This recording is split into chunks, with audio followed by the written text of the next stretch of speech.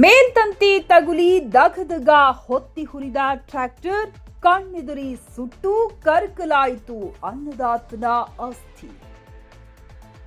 ಜಮಖಂಡಿ ಕಬ್ಬಿನ ರವದಿಯನ್ನ ತುಂಬಿಕೊಂಡು ಸಾಗುತ್ತಿದ್ದ ಟ್ರ್ಯಾಕ್ಟರ್ಗೆ ಆಕಸ್ಮಿಕವಾಗಿ ಮೇಲ್ಭಾಗದಲ್ಲಿದ್ದ ವಿದ್ಯುತ್ ತಂತಿ ತಗುಲಿ ನೋಡುತ್ತಿದ್ದಂತೆ ಸುಟ್ಟು ಭಸ್ಮವಾದ ಆಘಾತಕಾರಿ ಘಟನೆ ಬಾಗಲಕೋಟೆ ಜಿಲ್ಲೆಯ ಜಮಖಂಡಿ ತಾಲೂಕಿನ ಟಕ್ಕಳಕಿ ಸಾವಳಗಿ ಗ್ರಾಮಗಳ ಮಧ್ಯೆ ಇಂದು ನಡೆದಿದೆ.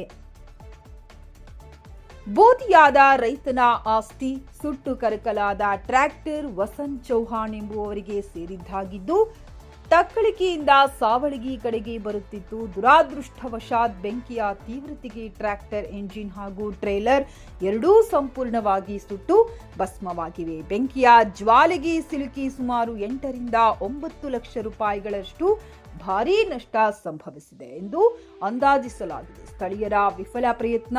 ಬೆಂಕಿ ಹೊತ್ತಿಕೊಂಡ ತಕ್ಷಣ ಸ್ಥಳೀಯರು ಧಾವಿಸಿ ಬಂದು ಬೆಂಕಿ ನಂದಿಸಲು ಹರಸಾಹಸ ಪಟ್ಟರು. ಆದರೆ ಒಳಗಿಂದ ಕಬ್ಬಿನ ಸೊಪ್ಪು ಇದ್ದಿದ್ದರಿಂದ ಬೆಂಕಿ ಕ್ಷಣಾರ್ಧದಲ್ಲಿ ವ್ಯಾಪಿಸಿದೆ.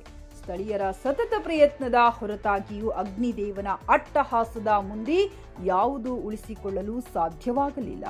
ಇಡೀ ವಾಹನ ಕಣ್ಣೆದುರೇ ಸುಟ್ಟು ಕರಕಲಾಗಿರುವುದನ್ನು ಕಂಡು ರೈತ ಕಣ್ಣೀರು ಹಾಕುವಂತಾಯಿತು.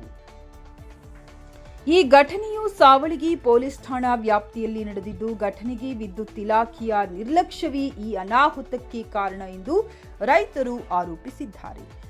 ವರದಿ ವಿನೋದ್ ಸೂರಗೊಂಡ, ಟಿವಿ11 ಕನ್ನಡ, ಜಮಖಂಡಿ.